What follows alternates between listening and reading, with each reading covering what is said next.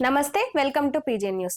ఇప్పుడు ఆంధ్ర రాజకీయాల్లో మనం చూసినట్లయితే ఇటు రాజకీయంలో అభివృద్ధి విషయం పక్కన పెడితే ఇటు అధికార పార్టీ గాని అధికారంలో లేని పార్టీలు గాని ఇవన్నిటికి సంబంధించి ఎంత రచ్చ జరుగుతుందో మనందరం చూస్తూనే ఉన్నాము. ఇటు మాజీ మంత్రి అంబటి రాంబాబు చంద్రబాబు నాయుడును అంటే ఒక ముఖ్యమంత్రి హోదాలో ఉన్నారని కూడా చూడకుండా ఇష్టం వచ్చినట్టు బహిరంగంగా అలాంటి మాటలు మాట్లాడుతూ ఉండడము.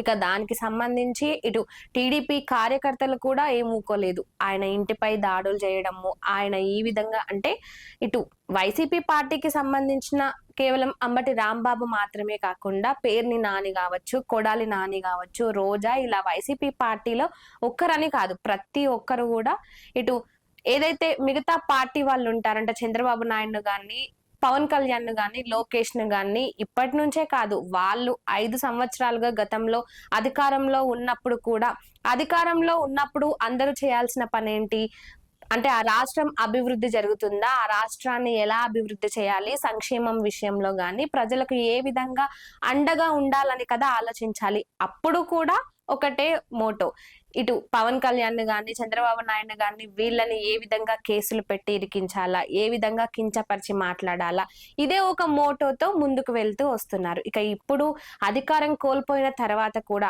అప్పుడేమో అధికార మదంతో నోటికొచ్చినట్టు అంటే 5 సంవత్సరాలు అధికారం మా చేతిలో ఉంది కదా, మేమేం చేసినా నడుస్తుంది, మేమేం మాట్లాడినా చెల్లుతుంది అనే ఒక నెపంతో ఇష్టం వచ్చినట్టు అంటే అవతల వాళ్ళ మీద ఇటు చంద్రబాబు నాయుడిని కేసులు పెట్టి ఆయనను లోపల వేయడము, అంతేకాకుండా ఆ లోపల కూడా కనీస వసతుల కోసం రిక్వెస్ట్ చేసి అడిగినా కూడా దోమలు కుడుతున్నాయని, దోమల బ్యాట్ అడిగితే కూడా దోమలు జైల్లో దోమలు కాకపోతే రంభా ఊర్వశి మేనకలు కుడతారా అంటూ ఇటు వెటకారంగా వ్యంగ్యంగా మాట్లాడడం ఇవన్నీ మనం చూస్తూనే వస్తున్నాము.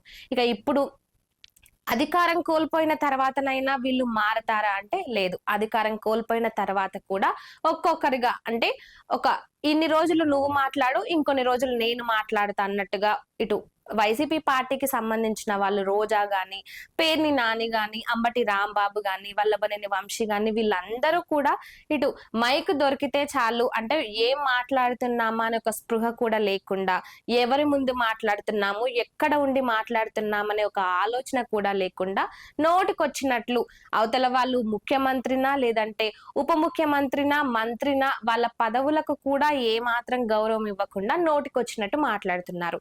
ఇక ఈ విషయమై అంబటి రాంబాబు మాట్లాడడం, అంబటి రాంబాబుతో పాటు ఇటు జోగి రమేష్ కూడా లోకేష్ బాబుని ఏ విధంగా మాట్లాడారో మనందరం చూస్తూనే ఉన్నాము. ఇక ఇటు అంబటి రాంబాబుకు రిమాండ్ కూడా విధించారు, 14 రోజుల రిమాండ్ విధించారు.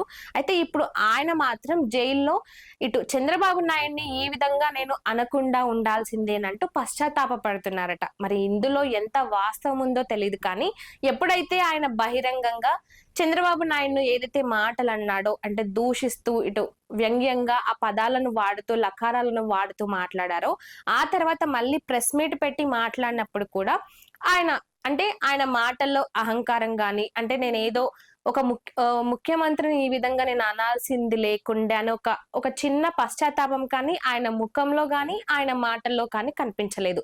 అలాంటి అంబటి రాంబాబు ఇప్పుడు జైల్లో పశ్చాత్తాప పడుతున్నారా అంటే ఇది కొంచెం నమ్మడానికి వీలుగా ఉండదు. అయితే అంతేకాకుండా మొత్తం ఈ అంశానికి సంబంధించి ఇప్పుడు వాళ్ళ కుమార్తె అంబటి రాంబాబు కుమార్తె ఎవరైతే ఉన్నారో మౌనిక రీసెంట్ గా ఆమె ఇటు మీడియా ముందుకు వచ్చి మాట్లాడింది. సరే తండ్రి కాబట్టి ఎవరికైనా బాధ ఉంటుంది, అరెస్ట్ అయ్యారనే బాధ ఉంటుంది. ఇక ఆమె ఆ బాధలో మాట్లాడుతుంది. ఇక ఆమె మాట్లాడుతూ ఇటు కాపు కులంలో పుట్టినందుకు మాకెంతో గర్వంగా ఉంది, కానీ మా మీద ఈ విధంగా ఇటు కూటమి ఈ విధంగా దాడులు చేయించడం కరెక్ట్ కాదు, కావాలని దాడులు చేయిస్తున్నారంటూ ఆమె మాట్లాడుకొస్తుంది. అంతేకాకుండా ఈ అంశానికి సంబంధించి పవన్ కళ్యాణ్ పేరును కూడా ఆమె ప్రస్తావిస్తుంది. మనం ఇటు వైసీపీ పార్టీకి సంబంధించి చూసుకున్నట్లయితే గతంలో నుంచి ఇటు పవన్ కళ్యాణ్ మీద వైసీపీ పార్టీకి సంబంధించిన నాయకులు ఎవరైనా సరే ఏ విధంగా దూషించి ఆయనను ఏ విధంగా టార్గెట్ చేసి మాట్లాడారో మనందరము వీడియోలు కానీ వాటన్నిటినీ చూస్తూనే ఉన్నాము. అధికారంలో లేనప్పుడు ఆయన ఇప్పటంకి రావడానికి అప్పట్లో ఆయన అడ్డుకోవడం కానీ, ఎక్కడ చూసినా ఆయన కనీసం ఒక బహిరంగ సభ పెట్టి మాట్లాడాలన్నా కూడా అనేక నిబంధనలు విధించి అసలు ఎలాంటి సభలకు కూడా అనుమతులు ఇవ్వకుండా ఏ విధంగా ఆయనను ఒక రకంగా చిత్రహింసలు పెట్టారో మనం చూస్తూనే ఉన్నాము. అంటే రాజకీయాల్లో ఇలాంటివన్నీ సహజమే అనుకోవచ్చు, కానీ ఆ వ్యక్తి కుటుంబాన్ని కూడా బయటికి తీసుకొస్తూ ఆ వ్యక్తి కుటుంబానికి సంబంధించిన వ్యక్తిగత విషయాలను కూడా రాజకీయ పరంగా వాడుకుంటూ, రాజకీయ పరంగా వాళ్ళని తక్కువ చేస్తూ మాట్లాడుతూ, ఇటు పవన్ కళ్యాణ్ కు సంబంధించి ఆయన కుటుంబానికి సంబంధించి చిన్న పిల్లల నుంచి మొదలు పెడితే పెద్దవాళ్ళ వరకు ఎవరిని కూడా వైసీపీ పార్టీ వదలలేదు. ప్రతి ఒక్కరిని మాట్లాడుతూనే ఉన్నారు. ఇటు చంద్రబాబు నాయుడుకు అండగా ఉన్న నేపథ్యంలో కూడా పవన్ కళ్యాణ్ ను ప్యాకేజ్ స్టార్ అంటూ మాట్లాడారు. ఆయనను వ్యక్తిగతంగా, రాజకీయంగా, ఇటు సినిమాల పరంగా అన్ని రకాలుగా ఇబ్బందులు పెడుతూనే వస్తున్నారు.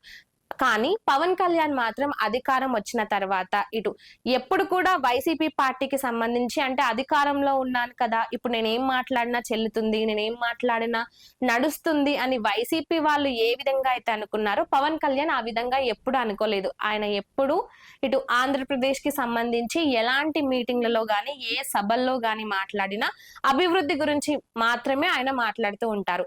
ఇక ఈ వైసీపీ పార్టీ రౌడీ రాజకీయాలు, గూండా రాజకీయాలు చేస్తున్నప్పటికీ కూడా వాళ్ళకి వార్నింగ్లు ఇస్తూ వస్తున్నారు. ఇక ఇప్పుడు అంబటి రాంబాబు కూతురు మౌనిక పవన్ కళ్యాణ్ పేరు ప్రస్తావించడం ఎంతవరకు కరెక్ట్ అంటారు? ఎందుకంటే గతంలో పవన్ కళ్యాణ్ మీద కూడా ఇలాంటివి జరిగాయి. పవన్ కళ్యాణ్ ను ఏ విధంగా మాట్లాడారు, ఇక్కడ నిజానికి మాట్లాడుకోవాలంటే అంబటి రాంబాబు చంద్రబాబు నాయుడును మాట్లాడారు. ఇక్కడ పవన్ కళ్యాణ్ గురించి ఎక్కడ కూడా ప్రస్తావన రాలేదు. కానీ ఇప్పుడు ఏదైతే ఈ ఇష్యూకి సంబంధించి మౌనిక ఈ ఇష్యూపై మొత్తం బాధ్యత వహించాల్సింది పవన్ కళ్యాణే, ఖచ్చితంగా పవన్ కళ్యాణ్ దీనిపై మాట్లాడాలి, దీన్ని ఖండించాలి అని మాట్లాడుతున్నారు. మరి గతంలో పవన్ కళ్యాణ్ పై జరిగినప్పుడు, పవన్ కళ్యాణ్ కుటుంబంపై మాట్లాడినప్పుడు మీరంతా ఎక్కడికి వెళ్లారు, అప్పుడు ఎందుకు మాట్లాడలేదు? ఇటు పవన్ కళ్యాణ్ గురించి మాట్లాడుతూ, అంతేకాకుండా కాపు సామాజిక వర్గాన్ని ముందుకు పెట్టుకుంటూ కాపు సామాజిక వర్గానికి చెందిన మాపై దాడులు చేస్తున్నారంటే గతంలో కూడా ఇలాంటివి జరిగాయి. మరి అప్పుడు ఎందుకు ఈ విధంగా మాట్లాడలేదు, అప్పుడు ఎందుకు ఈ విధంగా ముందుకొచ్చి ఇది చేయలేదు? అంటే ఏవైనా సరే మీ నాన్నగారు అరెస్ట్ అయ్యారు, దానికి మీరు బాధతో ఉన్నారు, కరెక్ట్. కానీ ఇందులో పవన్ కళ్యాణ్ ను లాగడం ఎంతవరకు కరెక్ట్? గతంలో ఆయనపై కూడా ఎన్నో అభియోగాలు చేశారు, ఎన్నో రకాలుగా ఆయన్ను బ్లేమ్ చేస్తూనే వస్తున్నారు. ఇటు పార్టీ పరంగా చూసుకున్నట్లయితే అంబటి రాంబాబే ఎన్నో సార్లు పవన్ కళ్యాణ్ ని ప్యాకేజీ స్టార్ అంటూ ప్రస్తావిస్తూ ఆయన చేసిన అభివృద్ధి పనులకు గాని వాటన్నిటిని పొగిడినట్టే పొగుడుతూ మళ్ళీ వెటకారంగా మాట్లాడిన సందర్భాలు ఎన్నో ఉన్నాయి. మరి ఇప్పుడు ఈ అంశానికి సంబంధించి ఇటు అంబటి రాంబాబు చంద్రబాబు నాయుడిని మాట్లాడితే ఇందులో పవన్ కళ్యాణ్ ని లాగడం ఎంతవరకు కరెక్ట్ అంటారు? ఇక అంతేకాకుండా ఇప్పటికీ కూడా ఇటు వైసీపీ పార్టీకి సంబంధించిన ఎవరు ఎన్ని మాటలు మాట్లాడుతున్నా, ఏ రకాలుగా ప్లానింగ్ ప్రకారం మాట్లాడుతూ ఆయనను తిడుతూ, ఇటు అభివృద్ధి పనుల విషయంలో కూడా వాళ్ళే క్రెడిట్ తీసుకుంటూ వస్తున్నా కూడా ఏ సభల్లో మాట్లాడినా పవన్ కళ్యాణ్ మాత్రం ఇటు వైసీపీ పార్టీ వాళ్ళ గురించి మాట్లాడిన దాఖలాలే లేవు. వైసీపీ పార్టీకి సంబంధించిన ఏ ఒక్క నాయకుడి గురించి ఆయన ఎక్కడా కూడా మాట్లాడలేదు.